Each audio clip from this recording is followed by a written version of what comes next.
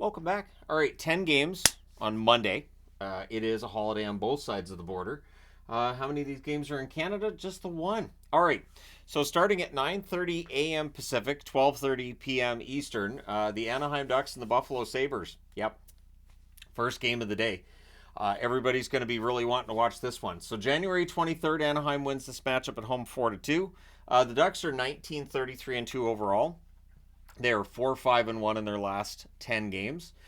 Troy Terry over the last month in 10 games has 4 goals, 8 assists to lead them in scoring with the 12 points. Silverberg's been much better lately in 10 games, 3 goals, 4 assists, 7 points. On the other side, you have Buffalo, 24-26-4 over their last 10, 5-5. 5-5 is fine if you've got a team that's above the playoff line. 5-5 is not great if you're trying to catch up to the playoff line. Cousins has been their leading scorer over the last month in 9 games, 4 goals, 5 assists, 9 points. Jeff Skinner, 8 games played, just the 1 assist, so a bit more of a struggle for Skinner lately. 1 o'clock Eastern, 10 a.m. Pacific. We've got 2 games starting then, so a lot of games early, just like on Saturday. Dallas and Boston. So November 6th, Boston wins this matchup 3-2. I'm wearing Boston because sure, why not? Boston's against Dallas. It's one of those rare times. Dallas 34-14-7 overall. 7-1-2 over their last 10 games. Duchesne, the leading scorer in the last month, 11 games, 8 goals, 7 assists, 15 points.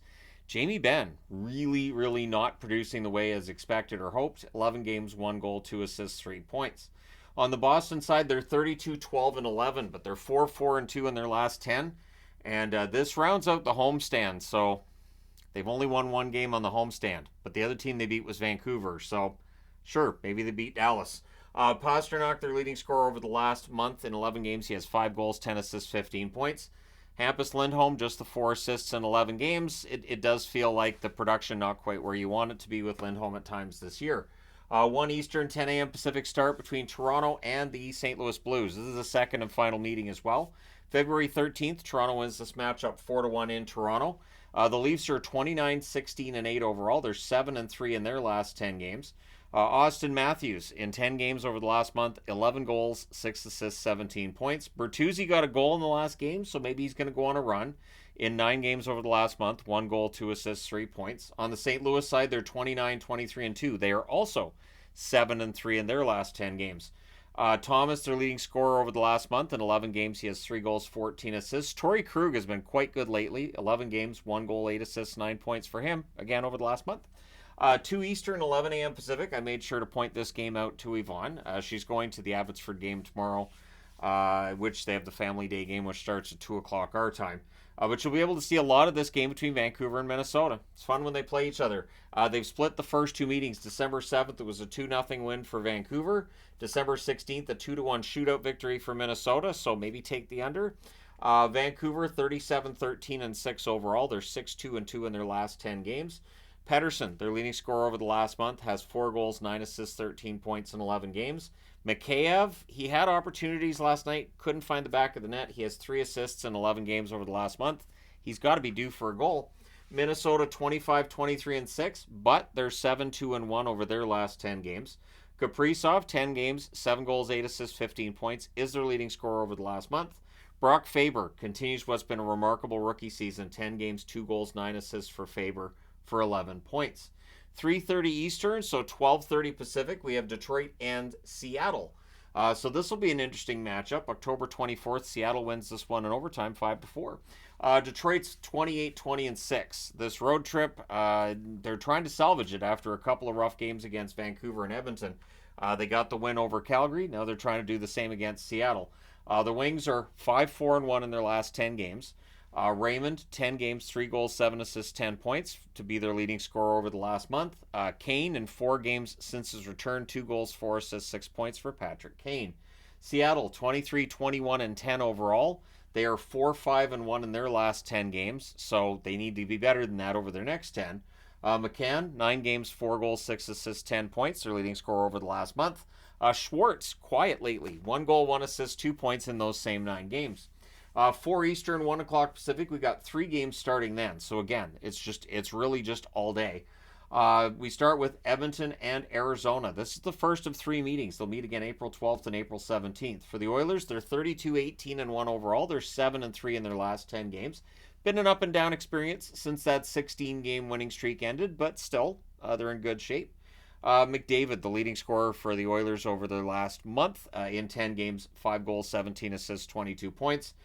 For Hyman, in 10 games, 5 goals, 1 assist, 6 points. Pretty good totals from Zach Hyman this year, I would say. On the Arizona side, they're 23, 27, and 4. They're 1-8-1 over their last 10. They've lost 9 in a row. Keller, their leading scorer over the last month, 10 games, 4 goals, 6 assists, 10 points. They need something from Hayden. If they're going to turn this around, he only has 1 assist in the 5 games since coming back. They do need more there. And I know the line juggling from Andre Tourigny was going on today. We'll see if that continues tomorrow against a very difficult-to-beat Oilers team. 4 o'clock, and they're playing Matt Villalta. Makes his debut, at least as a starter. It's his first start in the National Hockey League. He did have a relief appearance the other night. But anyways, at 4 Eastern, 1 Pacific, Winnipeg against the Calgary Flames. This should be interesting. October 11th, Calgary won the first meeting 5-3. These teams will meet again April the 4th. Winnipeg, 33, 14, and 5 overall. They're 5, 4, and 1 in their last 10 games. Scheifele, their leading scorer over the last month, 2 goals, 4 assists, 6 points in 5 games. Cole Perfetti, no points over the last month in 9 games played. Winnipeg got the offense going against Vancouver. Can they keep it up against Calgary, or will they fall back into that shell they've been in? They just haven't been playing that well. I know they've won their last 3 games, but that win over San Jose, that was tough. And the win over Pittsburgh, it feels like there's more there that they're not accomplishing right now. And we'll see how they do against a Calgary team that had a nice winning streak going and followed that up with a losing streak. They're 25, 25, and 5 overall. They're 4 and 6 in their last 10. Kadri's their leading scorer over the last month. 10 games, 1 goal, 7 assists, 8 points. Mangiapane in that same time period, 1 goal, 2 assists, 3 points in 10 games. You'll notice Coleman hasn't been on the board in a while. Coleman's points totals have dropped back to a more normal number for him. You knew he wasn't going to keep that up over a full 82 games, but it was a lot of fun to watch, and he proved he's worth his contract. 4 Eastern, 1 Pacific start between Vegas and San Jose. Vegas is going to be sad this is the final meeting because they've won every meeting so far. October 12th, 4-1. November 10th, 5-0. December 10th, 5-4 in a shootout. So got a little bit more difficult there, but they do eke that one out for Vegas. They're 31, 17, and 6 overall. They're 6-3 and 1 over their last 10. Marchessault, their leading scorer over the last month, 9 games, 9 goals, 3 assists, 12 points. Stone, just the 1 goal, but 5 assists, 6 points in 9 games for him. San Jose, 15, 34, and 5. But remember, they're 5-3 and 2 in their last 10 games, so they can be dangerous. Eklund, 9 games, 1 goal, 6 assists, 7 points, their leading scorer over the last month. Duclair has 3 goals in 9 games over the past month as well, so Duclair's got some stuff going on too, and yeah, we'll see how things work out between them and Vegas. San Jose trying not to get swept. Then we get over into the third column. We got 2 games starting at 7 o'clock Eastern, 4 o'clock Pacific, meaning all of this is done when these games get started. So I have a friend that's supposed to come over tomorrow. I suggested that she visit while these are the only 2 games going on. 7 Eastern, 4 Pacific start between Chicago and the Carolina Hurricanes is the first of 2 meetings. They'll meet again on April the 14th. Chicago, 15, 37, and 3 overall. They're 2-7 and 1 over their last 10 games. Kurashev, 1 goal, 7 assists, 8 points in 10 games over the last month. He's been their leading scorer, and I think he's happy to have Bedard back. Donato, just the 1 assist in 9 games over the last month. They definitely need more from Donato. On the Carolina front, they're 32, 17, and 5 overall. They're 7 and 3 over their last 10. This feels like a trap game, doesn't it? There's just a part of me that feels like, Carolina's playing so well. They've been just doing, like, they went into Vegas and they beat them and they made it look easy. What if they went home and lost against Chicago? So that's in my brain now. But Natchez, their leading scorer over the last month, 7 goals, 5 assists, 12 points in 11 games. Kotkaniemi finally got a point the last game, so now he has 1 assist in the last month over 11 games. And he had a good start to the season too, but boy, did that ever crater. 7 Eastern, 4 Pacific start between Ottawa and Tampa. This is the third of 4 meetings. They've split the first 2. October 15th, it was a 5-2 win for Ottawa. November 4th, it was a 6-4 win for Tampa. The 4th and final meeting will be April the 11th. Ottawa's 22, 27, and 2 overall. They're 6-3 and 1 over their last 10 games. Giroux, their leading scorer over the last month, 5 goals, 5 assists, 10 points in 11 games. Batherson's been quiet. 1 goal, 3 assists, 4 points in 11 games for Drake Batherson. On the Tampa Bay side, they're 30, 21, and 5 overall. They're 6 and 4 in their last 10.